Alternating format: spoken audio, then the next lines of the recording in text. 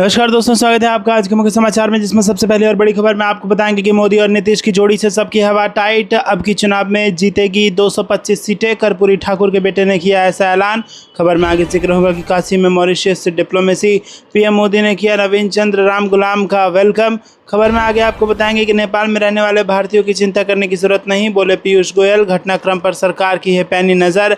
आगे आपको बताएंगे कि दिल्ली को दहलाने की साजिश नाकाम, पुलिस ने 5 आतंकियों को किया गिरफ्तार। आईईडी बनाने वाले पार्ट्स किए बरामद। और इसी के साथ खबर में आगे जिक्र होगा कि यूपी के 10 तो बिहार के 6 जिलों में भारी बारिश की चेतावनी। दिल्ली में फिर पड़ेगी भीषण गर्मी। दोस्तों, हर एक खबर की गहराई में आपको ले जाएंगे, लेकिन उससे पहले आपसे निवेदन की वीडियो खींचे लाइक और चैनल को सब्सक्राइब करके बेल आइकन दबाकर कमेंट में लिखे जय हिंद। रुक करते हैं सबसे पहले और बड़ी खबर की तरफ। मोदी और नीतीश की जोड़ी से सबकी हवा टाइट। अब की चुनाव में जीतेगी 225 सीटें, कर्पूरी ठाकुर के बेटे ने किया ऐसा ऐलान। जी दोस्तों, यहाँ पर भागलपुर जिले के शाहकुंड प्रखंड के अम्बेडकर स्टेडियम में बुधवार को आयोजित सुल्तानगंज विधानसभा एनडीए कार्यकर्ता सम्मेलन में कार्यकर्ताओं की भारी भीड़ उमड़ पड़ी। सम्मेलन की अध्यक्षता भाजपा जिलाध्यक्ष संतोष शाह ने, जबकि मंच संचालन जेडीयू जिला अध्यक्ष विपिन बिहारी सिंह एवं शैलेंद्र तोमर ने संयुक्त रूप से किया। मुख्य अतिथि व केंद्रीय कृषि एवं किसान कल्याण मंत्री रामनाथ ठाकुर ने कहा कि प्रधानमंत्री नरेंद्र मोदी और नीतीश कुमार की जोड़ी ने बिहार की प्रगति और विकास के लिए जो कार्य किया है वो जनता के सामने स्पष्ट है। इस शासनकाल में बिहार की जनता ने राहत महसूस की है और खुशहाली आई है।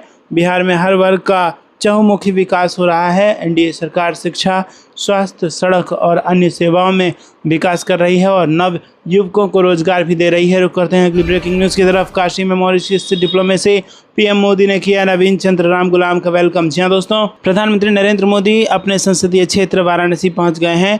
अपने 4 घंटे के दौरे के दौरान प्रधानमंत्री ने भारत पहुंचे मॉरिशस के प्रधानमंत्री नवीन चंद्र राम गुलाम का स्वागत किया। इससे पहले प्रधानमंत्री नरेंद्र मोदी ने वाराणसी में रोड शो किया, जहां लोगों ने उनका भव्य स्वागत किया। काशी में भारत मॉरिशस वार्ता हो रही है और इसके लिए मॉरिशस के प्रधानमंत्री भारत दौरे पर हैं, जो 3 दिन वाराणसी ही रहेंगे। शाम को मॉरिशस के पीएम सीएम योगी के साथ क्रूज पर गंगा आरती देखने गए और बाबा विश्वनाथ मंदिर में दर्शन पूजा की। रुक करते हैं अगली ब्रेकिंग न्यूज़ की तरफ। नेपाल में रहने वाले भारतीयों की चिंता करने की जरूरत नहीं, बोले पीयूष गोयल। घटनाक्रम पर सरकार की है पैनी नज़र। जी दोस्तों, जैन जी आंदोलन की वजह से पड़ोसी देश नेपाल में उथल पुथल मचा हुआ है। ज़बरदस्त हिंसा और आगजनी के बाद अब हालात धीरे धीरे सामान्य होते नजर आ रहे हैं। हालांकि अभी भी वहां रह रहे भारतीय चिंतित हैं और घर लौट रहे हैं। पूरे घटनाक्रम पर भारत सरकार की भी पैनी नज़र है। वहीं बिहार दौरे पर आए मोदी सरकार के वाणिज्य एवं उद्योग मंत्री पीयूष गोयल ने कहा कि भारतीयों की चिंता करने की ज़रूरत नहीं है। उन्होंने कहा कि हमारा तो ऐसा ट्रैक रिकॉर्ड रहा है कि हम बड़े बड़े युद्ध के बीच से भी अपने लोगों को निकाल कर लाए हैं। पीयूष गोयल ने कहा कि नेपाल की घटना पर भारत सरकार की पूरी नज़र है और वहां मौजूद भारतीय राजदूत से उनकी बातचीत हुई है। उन्होंने कहा कि हमने हेल्पलाइन नंबर जारी कर दिया है, जिस किसी के साथ कोई परेशानी हो वो उस नंबर पर संपर्क कर सकता है और वहां की एम्बेसी उसकी सहायता के लिए मौजूद होगी।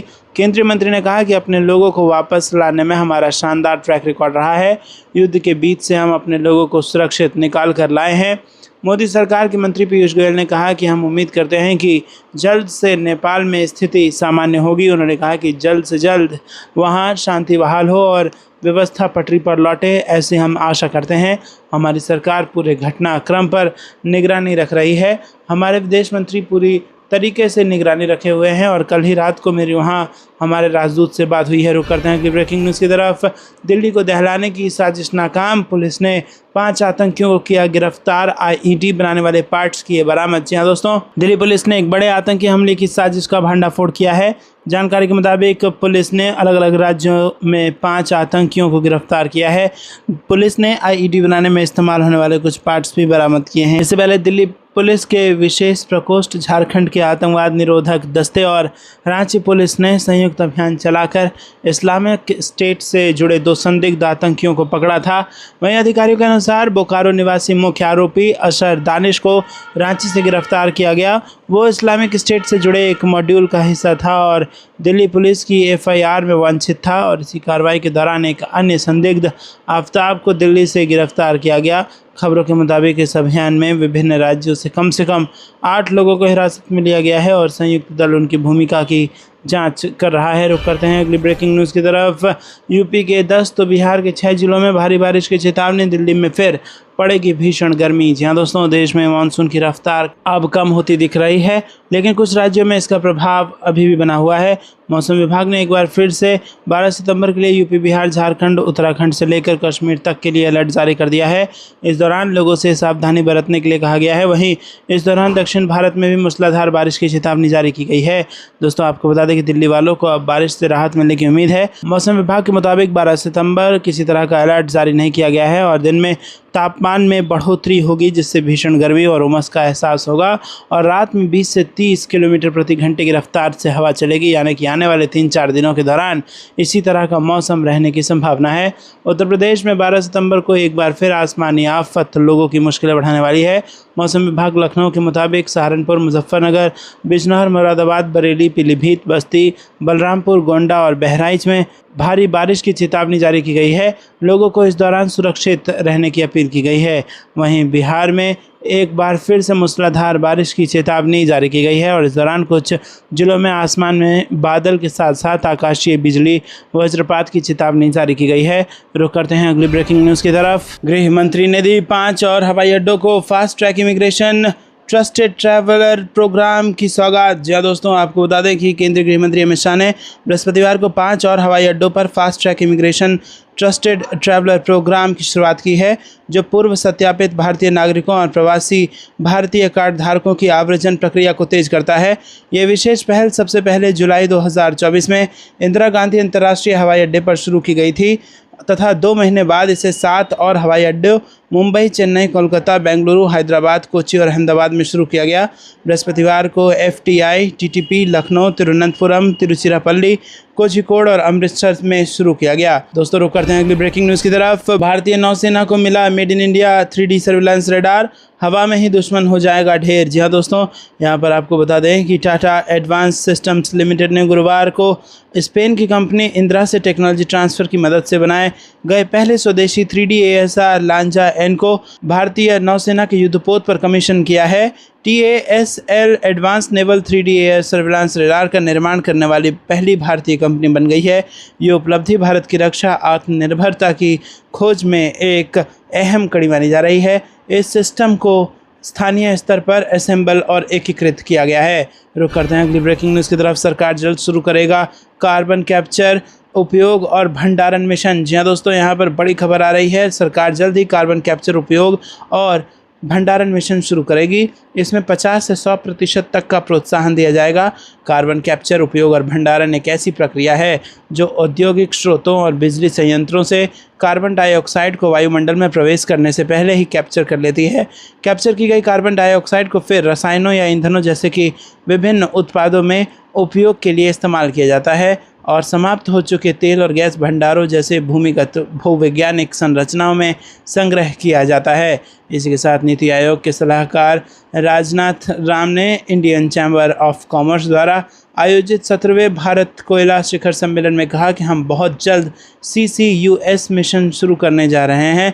इसके तहत कुछ प्रौद्योगिकी को 100% सरकारी वित्त पोषण दिया जाएगा और ये प्रोत्साहन 50% से 100% तक हो सकते हैं।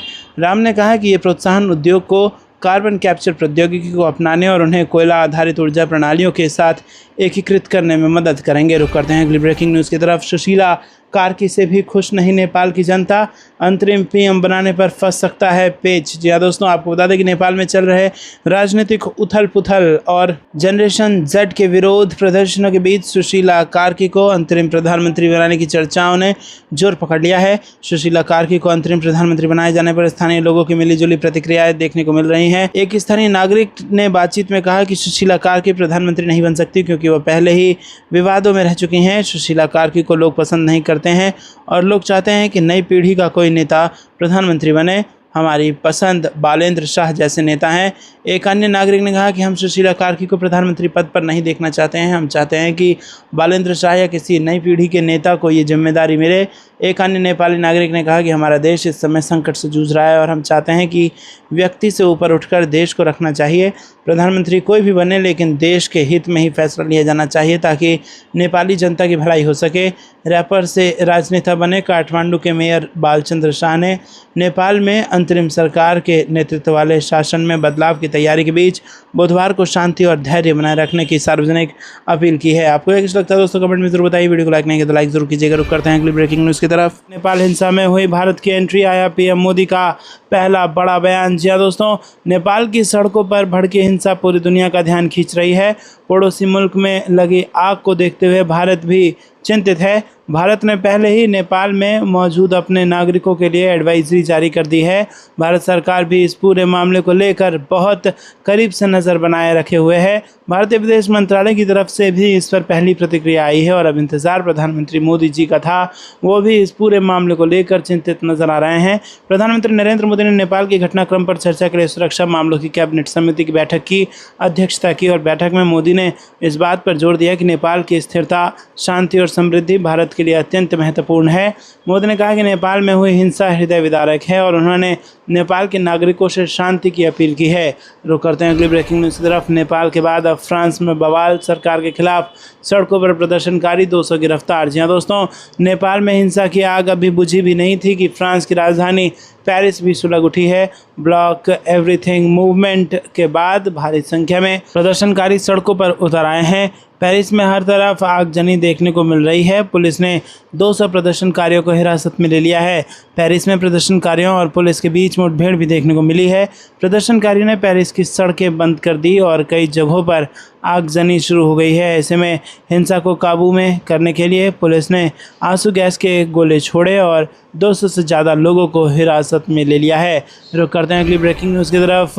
पीएम मोदी का 15 सितंबर को पूर्णिया दौरा, अमित शाह 18 और 27 सितंबर को करेंगे 2 बड़ी बैठकें। जी हाँ दोस्तों, बिहार विधानसभा चुनाव की घोषणा से पहले भारतीय जनता पार्टी ने अपनी रणनीति तेज कर दी है। पार्टी के शीर्ष नेताओं का लगातार दौरा तय किया गया है ताकि चुनावी तैयारी की समीक्षा की जा सके और कार्यकर्ताओं के साथ कोऑर्डिनेशन मजबूत हो। बीजेपी के राष्ट्रीय अध्यक्ष जेपी नड्डा 13 सितंबर को बिहार दौरे पर रहेंगे और इस दौरान वो पटना में बिहार बीजेपी कोर कमेटी की बैठक करेंगे और इस बैठक में विधानसभा चुनाव की तैयारी और रणनीति में की विस्तृत समीक्षा की जाएगी। वहीं दोस्तों, इसके बाद प्रधानमंत्री नरेंद्र मोदी भी 15 सितंबर को पूर्णिया का दौरा करेंगे। पीएम मोदी का यह दौरा चुनाव को लेकर बेहद अहम माना जा रहा है और चुनावी तैयारियों को लेकर केंद्रीय गृह मंत्री अमित शाह भी बिहार आएंगे। अमित शाह का दौरा 2 चरणों में होगा। वो 18 और 27 सितंबर को बिहार पहुंचेंगे। रुक करते हैं कि ब्रेकिंग न्यूज़ की तरफ। असम में नया एसओपी, अब डीसी एसएसपी तय करेंगे कौन है घुसपैठिया। 24 घंटे में राज्य से बाहर फेंके जाएंगे। जी हाँ दोस्तों, असम कैबिनेट ने मंगलवार को एक बड़ा और ऐतिहासिक फैसला लिया। राज्य में नए स्टैंडर्ड ऑपरेटिंग प्रोसीजर लागू कर दिए गए हैं जिनके तहत अब ये तय करने का अधिकार सीधे डीसी और एसएसपी के हाथों में होगा कि कौन गैर कानूनी घुसपैठिया है और किसे राज्य से बाहर किया जाए। मुख्यमंत्री हेमंत बिस्वा शर्मा ने प्रेस कॉन्फ्रेंस में कहा कि नया एसओपी 1950 के इमिग्रेंट्स एक्ट के तहत लागू किया गया है और इसके तहत 10 दिन का समय देकर किसी भी संदिग्ध व्यक्ति से भारतीय नागरिकता के सबूत मांगे जाएंगे। अगर सबूत संतोषजनक नहीं पाए गए तो 24 घंटे के भीतर राज्य से बाहर निकाल दिया जाएगा। पिछले साल अक्टूबर 2024 में सुप्रीम कोर्ट की संविधान पीठ ने नागरिकता कानून 1955 की धारा 6A को बरकरार रखा था और ये वही धारा है जो 1985 के असम समझौते का केंद्र बिंदु है। कोर्ट ने साफ कहा था कि असम सरकार चाहे तो 1950 का कानून इस्तेमाल कर सकती है और इसी आधार पर कैबिनेट ने एसओपी को मंजूरी दी है। शर्मा ने कहा कि ये फास्ट ट्रैक सिस्टम है जो मौजूदा विदेशी ट्रिब्यूनल्स की लंबी प्रक्रिया को दरकिनार करेगा। दोस्तों, रुक करते हैं अगली ब्रेकिंग न्यूज़ की तरफ। अब नहीं होगी ज़्यादा बारिश, मौसम विभाग ने दे दिया पूरा क्लियर अपडेट। जी हाँ दोस्तों, देश के विभिन्न हिस्सों में बारिश का दौर थमता नजर आ रहा है। दिल्ली एनसीआर में लगातार कई दिनों से हो रही बारिश और बादलों का असर अब धीरे धीरे खत्म होता नजर आ रहा है। भारतीय मौसम विज्ञान विभाग की ताज़ा रिपोर्ट के अनुसार आने वाले दिनों में बारिश की संभावना बेहद कम है और मौसम शुष्क रहेगा। आसमान में हल्के बादल जरूर छाए रहेंगे लेकिन लोगों को बारिश से राहत नहीं मिलने वाली है। इसके उलट अब तापमान में इजाफा होगा और उमस के साथ साथ तेज़ धूप लोगों को परेशान करेगी। भारतीय मौसम विभाग के वैज्ञानिक अखिल श्रीवास्तव ने बुधवार को कहा कि अब ज़्यादा बारिश नहीं होगी। उत्तर पश्चिम भारत में ज़्यादा बारिश नहीं होगी। जम्मू कश्मीर में 14 सितंबर के आसपास, हिमाचल प्रदेश में 13 से 14 सितंबर को और उत्तराखंड में 12 से 15 सितंबर के आसपास भारी बारिश होने की संभावना है। दक्षिण भारत में गरज के साथ बारिश हो सकती है जबकि पूर्वी भारत में आगामी सप्ताह में भारी से बहुत भारी बारिश होने की उम्मीद है। सिक्किम में ऑरेंज अलर्ट जारी किया गया है। दिल्ली एनसीआर में अब 12 सितंबर तक आंशिक रूप से बादल छाए रहेंगे, लेकिन किसी भी तरह की तेज बारिश की संभावना नहीं है। 13 सितंबर को आसमान सामान्य रूप से बादलों से घिरा रहेगा, हालांकि उसके बाद यानी 14 और 15 सितंबर को मौसम साफ रहने की संभावना है। रुक करते हैं अगली ब्रेकिंग न्यूज़ की तरफ। मॉरिशस और भारत के बीच बनारस में बड़ी बैठक, पीएम मोदी और नवीन चंद्र राम गुलाम में बातचीत। जी हाँ दोस्तों, प्रधानमंत्री नरेंद्र मोदी गुरुवार को वाराणसी में मॉरिशस के अपने समकक्ष नवीन चंद्र राम गुलाम की मेजबानी करेंगे, उनके साथ द्विपक्षीय बैठक करेंगे और एक आधिकारिक बयान में कहा गया है कि इस ऐतिहासिक शहर में आयोजित ये बैठक स्थायी सभ्यतागत जुड़ाव, आध्यात्मिक बंधनों और दोनों देशों के लोगों के बीच गहरे संबंधों को रेखांकित करती है, जिसने भारत और मॉरिशस के विशेष और अनूठे संबंधों को आकार दिया है। बैठक के बाद प्रधानमंत्री मोदी देहरादून जाएंगे, उत्तराखंड के बाढ़ प्रभावित इलाकों का हवाई सर्वेक्षण करेंगे।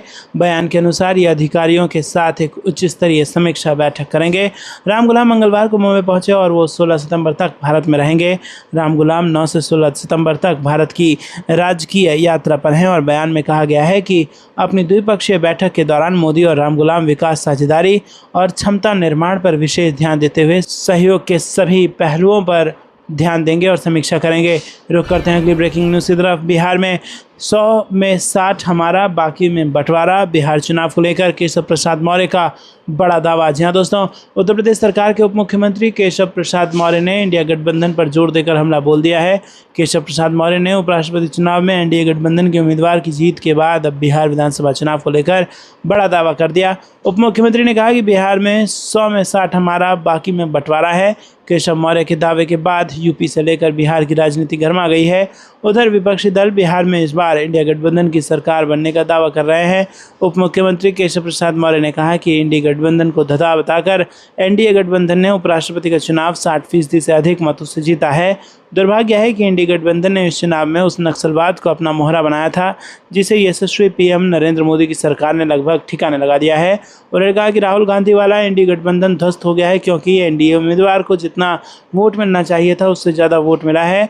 केशव मौर्य ने दावा करते हुए कहा कि एनडीए उम्मीदवार सीपी राधाकृष्णन के 60% से ज़्यादा उनको वोट मिला। रुक करते हैं अगली ब्रेकिंग न्यूज़ की तरफ। विधानसभा चुनाव से पहले एनडीए का नया दाव, सरकार आपके द्वार अभियान की शुरुआत, घर घर जाकर कार्यकर्ताओं ने दी सरकारी योजनाओं की जानकारी। रुक करते हैं अगली ब्रेकिंग न्यूज़ की तरफ। बात बात पर अड़ंगा लगाने वाले यूरोप को सिखाएंगे सबक, भारत, ब्राज़ील, साउथ अफ्रीका बनाएगा नया प्लेटफॉर्म। जी हाँ दोस्तों, बात बात पर नियम थोपने वाले यूरोप को अब सबक सिखाने की तैयारी है।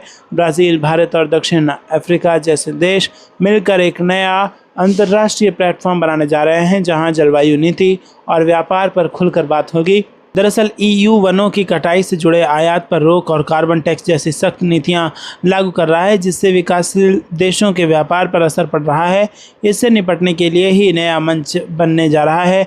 ब्राज़ील इस साल नवंबर में COP30 जलवायु सम्मेलन की मेजबानी करेगा और वो विश्व व्यापार संगठन यानी WTO के मंच पर इस नए फोरम का प्रस्ताव पेश करेगा। मकसद है कि जलवायु बदलाव के बहाने व्यापार रोकने की यूरोप की रणनीति पर वैश्विक दबाव दिया जाए। ब्राज़ील का कहना है कि ना तो WTO और ना ही UN का जलवायु ढांचा इस पर चर्चा करने के लिए सही मंच है। नया प्लेटफॉर्म हर कुछ महीनों में बैठक करेगा और यहां पर ऐसे समाधान खोजेगा जो उत्पादकों और खरीदारों दोनों के लिए आसान और व्यवहारिक हों। रुक करते हैं अगली ब्रेकिंग न्यूज़ की तरफ। रक्षा निर्यात क्षेत्र में बुलंद हुआ भारत, 100 से ज़्यादा देश, क्लाइंट अमेरिका, फ्रांस भी शामिल, सबसे ज़्यादा हथियारों की डिमांड। जी हाँ दोस्तों, रक्षा निर्यात के क्षेत्र में बीते एक दशक में भारत का कायापलट हुआ है। तारीख में दुनिया में 100 से ज़्यादा देश भारत के क्लाइंट बन चुके हैं, जो छोटे मोटे रक्षा उत्पादों से लेकर बड़ी बड़ी मिसाइलें भारत से आयात कर रहे हैं। भारत के क्लाइंट में अमेरिका, फ्रांस और रूस जैसे विश्व के ताकतवर देश शामिल हैं, तो इटली जैसे कई समृद्ध यूरोपीय देश भी हमारे रक्षा उत्पाद के खरीदार हैं। रक्षा निर्यात के क्षेत्र में भारत को ये बुलंदियां इस क्षेत्र की सार्वजनिक और निजी कंपनियों की जुगलबंदी से प्राप्त हुई है।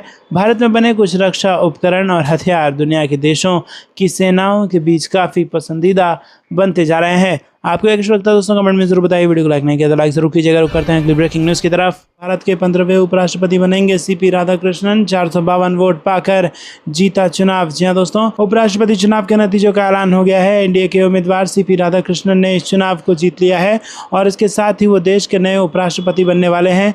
राज्यसभा के सेक्रेटरी जनरल पीसी मोदी ने चुनाव के नतीजों का ऐलान किया। सीपी राधाकृष्णन इस चुनाव में 452 उनको वोट मिले और उनके सामने विपक्ष ने सुप्रीम कोर्ट के रिटायर्ड जज बी सुदर्शन रेड्डी को मैदान में उतारा था। रेड्डी को महज 300 वोट ही मिल पाए। भाजपा ने दावा किया है कि चुनाव में जमकर क्रॉस वोटिंग भी हुई है। उपराष्ट्रपति चुनाव में राजग उम्मीदवार सीपी राधाकृष्णन का सीधा मुकाबला विपक्ष के संयुक्त उम्मीदवार सुप्रीम कोर्ट के पूर्व जस्टिस बी सुदर्शन रेड्डी से था। सोमवार को संसद परिसर में पक्ष और विपक्ष दोनों खेमों में सियासी गहमागहमी रही। सत्ताधारी राजग गठबंधन के सांसदों की कार्यशाला बैठक में चुनावी प्रक्रिया तथा मतदान करने के तौर तरीके समझाए गए।